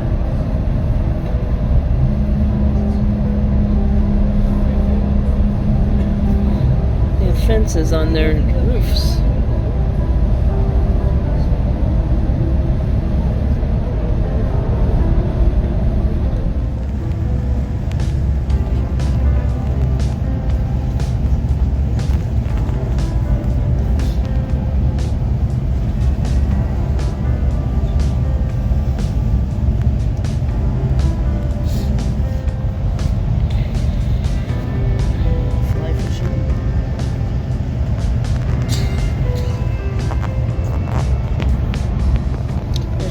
Gauge train down there. I wonder what that's for. Little train track.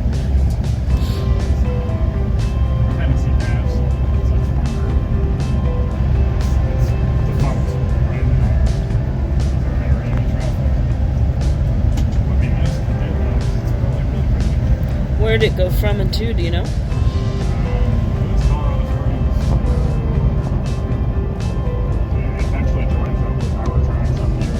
Gosh, that'd be great.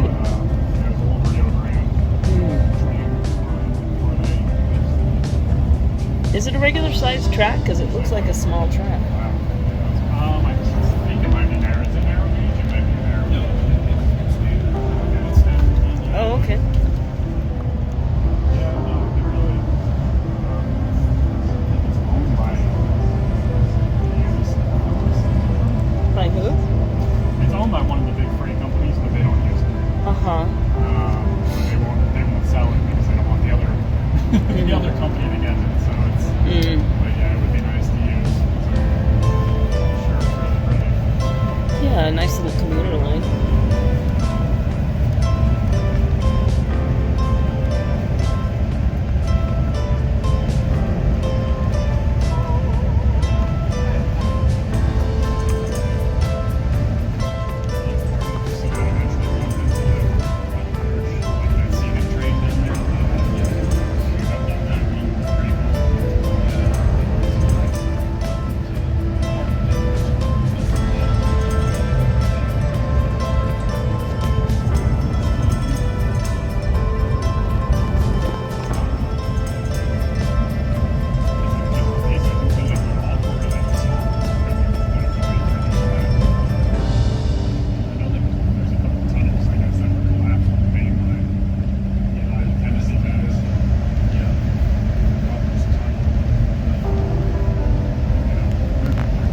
The countryside as we moved through the Colorado Rocky Mountains was spectacular. And I had been through this section by train as well. It was definitely more beautiful from the train because the focus was on the surrounding mountains. It was kind of in a different position, so you didn't see all the cars. But instead we were following along with the river and got to see the river boaters and the fishermen and the mountains. That was pretty incredible. It's really hard to describe how incredible it is to go through the Slot Canyon section of the Rocky Mountains from the train. And you'll see a few video shots as we go through the Slot Canyons. On the train, it really felt like we were completely surrounded by these steep gorge spires and winding along with the river itself. So it felt like on the train that we were a part of the landscape. Is that our track? Or is that a different track?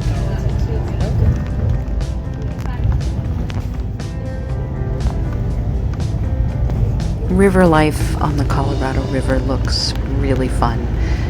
Lots of groups, camping, fishing, and it is a tradition for boaters on the Colorado River to moon folks on the train. Here on the bus, we don't actually get to see that river life quite as up close.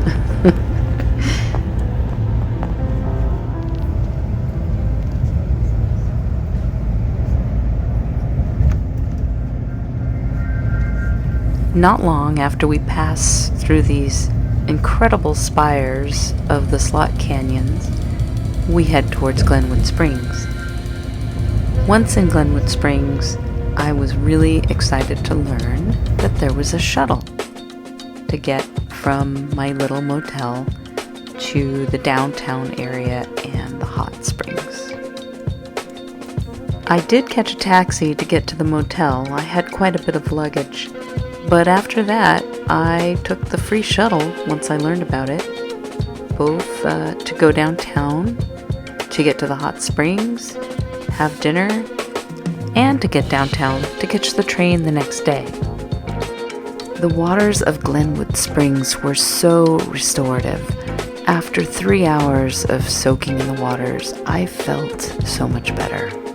The large pools where most of the kids played was a mix of hot spring water and cool spring water, but the upper pools were purely hot spring mineral water. I definitely want to come back to Glenwood Springs again. The next morning I headed back to town to catch the train to Emeryville. I had enough time to leave my luggage with these fine folks, walked around town, and got hit by a completely unexpected thunderstorm. Wow. It wasn't supposed to rain till 3. I didn't bring my rain jacket.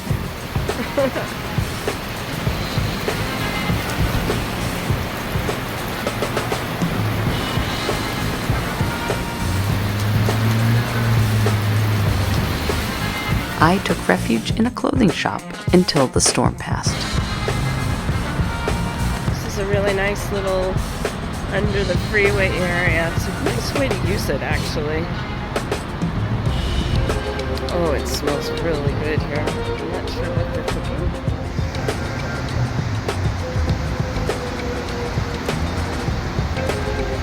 The Nepalese restaurant in town was the bomb. I thought these covered picnic tables were a really cool idea. But it was really a juxtaposition to see this amusement park at the top of the mountain. And there were caves and lakes nearby and river rafting and so much more to see. But the train was ready to go. And did you see the rafters floating us? The rafters? Mooning? Oh, no. I've seen it before, though. We took our son, my husband and I, to Cleveland, Ohio for college years ago, and did the Zephyr. Oh. And I remember them doing that. It's a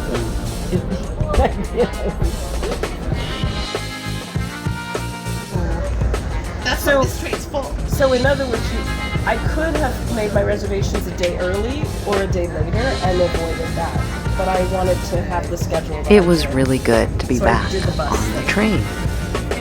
As we made our way towards Grand Junction, we followed along with the Colorado River.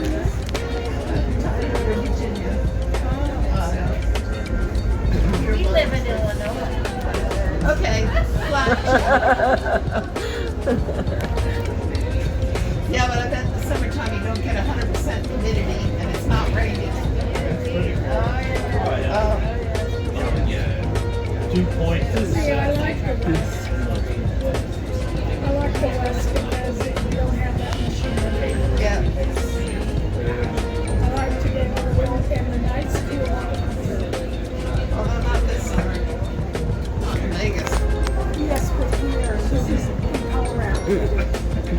I don't think Vegas ever cools off. Vegas had a week where it didn't go below 100 degrees. Well, we need more trains, less cars. Yeah. Grand River Diversion Dam. The Colorado River, and that's because until 1926, the Colorado River was named the Grand River. It does what? Force sensors. And so the name of our next town comes from Grand Junction. Coming to Grand Junction about 25 minutes. Grand Junction gets its name from the confluence of the Grand and Gunnison. Again, this is the Grand River Diversion Dam. So this sounds like the guide came up with. They have a guide that does part of the different trains and leaves tells you history and information.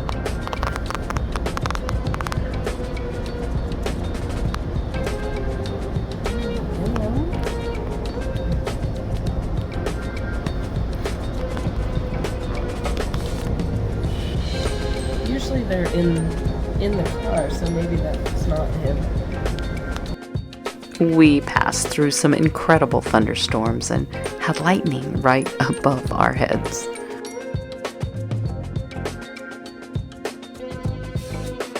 Just before Grand Junction, there's a little town called Palasades, famous for their peaches. As soon as we got to Grand Junction, I ran to the store and got 3 peaches from the last batch of the season. Some of our most friendly conductors were on this leg of the trip.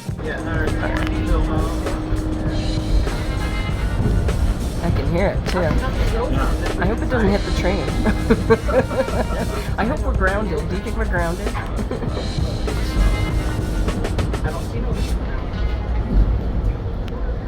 That was right in front of us. As we headed out of Grand Junction and headed towards the Greater Plains, we encountered thunderstorm after thunderstorm, lightning, and amazing clouds. It's pretty incredible. Oh my gosh, over there. Wow. Yeah, all the way across town to Chicago. It's funny because with meteorology, it's like. I mean, I'm an engineer, so I've got one of my girls went to school for engineering. My wife's a nurse, and so one of the kids went to school for nursing. And you get one going to school for meteorology. I don't know anything. We don't know anything about this. Can you really get a job? Well, he did. No. And now he can, especially with climate change, I think that's a really to have in the family. I like the weather. So it's just when people talk about it and explain stuff, it's really interesting. So when he starts talking and going through stuff, it's like I can listen to you talk all day. Just keep talking. Oh, that's so awesome! Oh my gosh, this is so cool. I hope the sheep are okay out in the field. I've heard of whole flocks of sheep getting electrocuted. Cows dropping over. Oh man, poor little cows.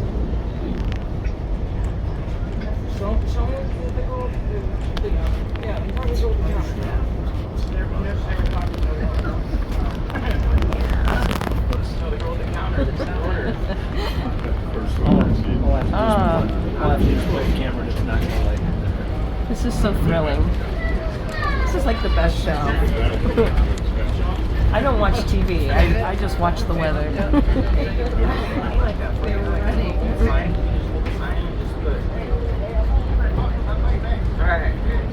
I don't think I would follow tornadoes though. That's pretty gutsy.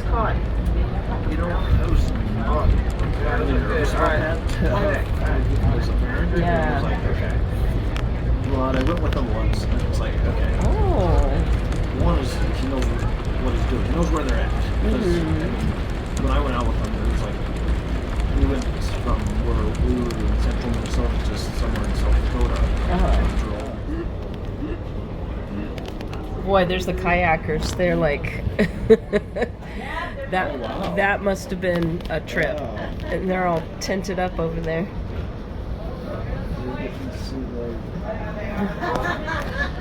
They're not mooning anybody now. Did you see that? They'll when they're on the kayaks, they'll sometimes moon the train.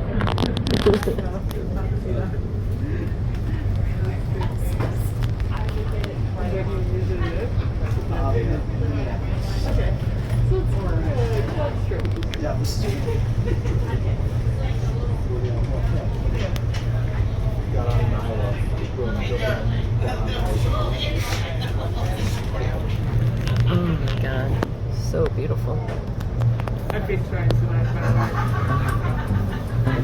I've been trying to persuade my work to let me take the train more systematically, but In France? well, I don't really have to go to France. I have to go to other capitals. Oh, so things that you're doing here, you mean? Things that you're doing in the United States? No. I mean, like, for instance, I have to go to Berlin. I see, got it, yeah. Well, and there you have high-speed rail, but I imagine, I don't know how long it would take to go to France to Berlin.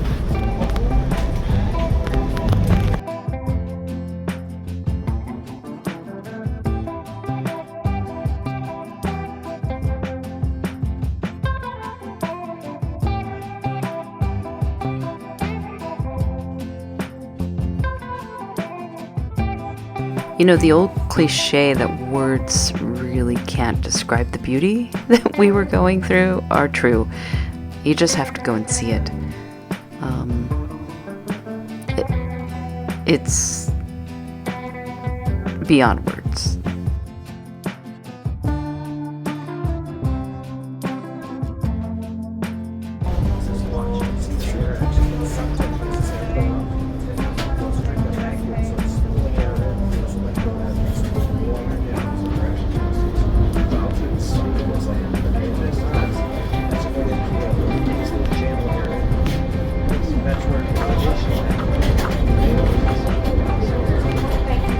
The vastness of the valleys increased as we got closer and closer to Utah. The storms you could see all around.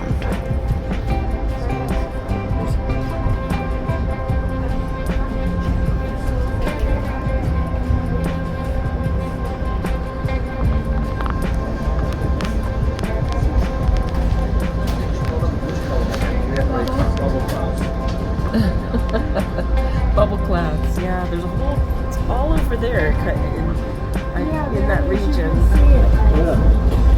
But it was really neat when we went kind of under them.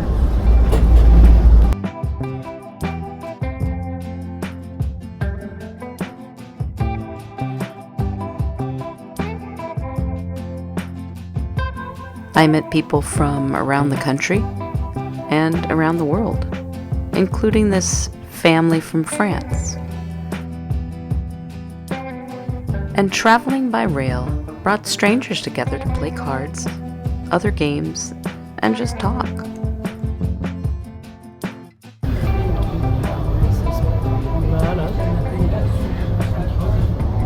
heading from Elko to Winnemucca. A little bit closer to Elko. About 6:30 in the morning. At this point, I was glad to be on the last leg home because I was feeling pretty sick. But I was still enjoying the incredible countryside. As we went through Nevada, the beauty of the mists that were rising from the river was really unexpected.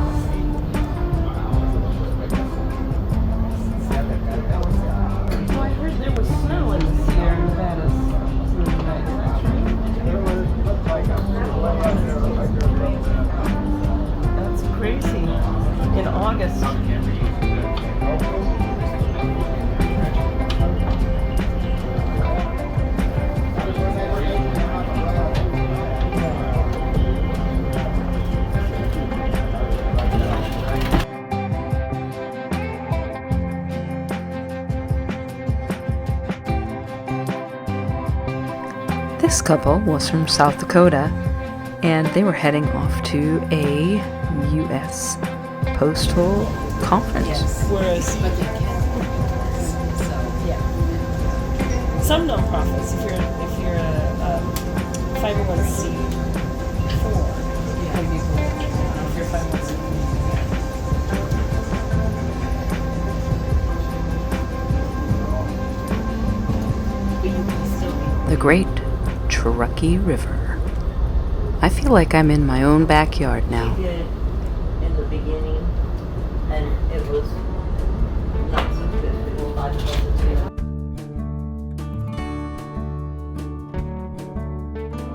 We're doing a curve now, so we can actually see the front of the train, which I love that. And that happens. I do too. Yeah, you'll catch it the better way, actually, because you don't get the glare.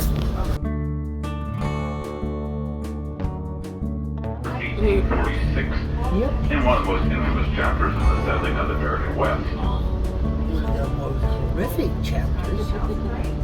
I watched a musical of the Donner Party in Like fifth itself grade. will be visible for about 5 minutes. Trip. But yeah, the west view is I'm like 10 years old, and I had no idea what it was about. First 30 seconds. We're getting little sneak peeks. There it is. That's what I'm used to seeing. Again, the first 30 seconds of your best views of the lake. After that, trees are going to start blocking your views of this. You're a good chance to get your pictures right now. Once again, Donner Party is stranded in the lake down there. Winter of 1846. Donner Lake. And not many of them came out. My goodness. Sorry, I'm.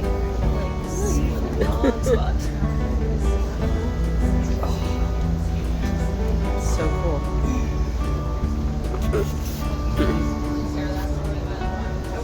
Here's the trees. Right.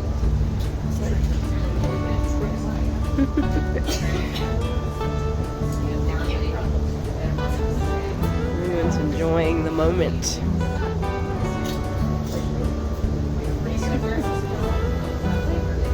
Once we pass through the Sierra Nevadas, we head into Sacramento and then down through the Bay Area and stop in Emeryville. And from there I hitched a ride with one of the other passengers to get to Santa Cruz, which was really appreciated. After this incredible journey and convention, I felt really motivated and excited to get up to Nevada and canvass for Kamala Harris and Tim Walz. And I really appreciate all the people who voted to make it possible and to help donate to help get me there.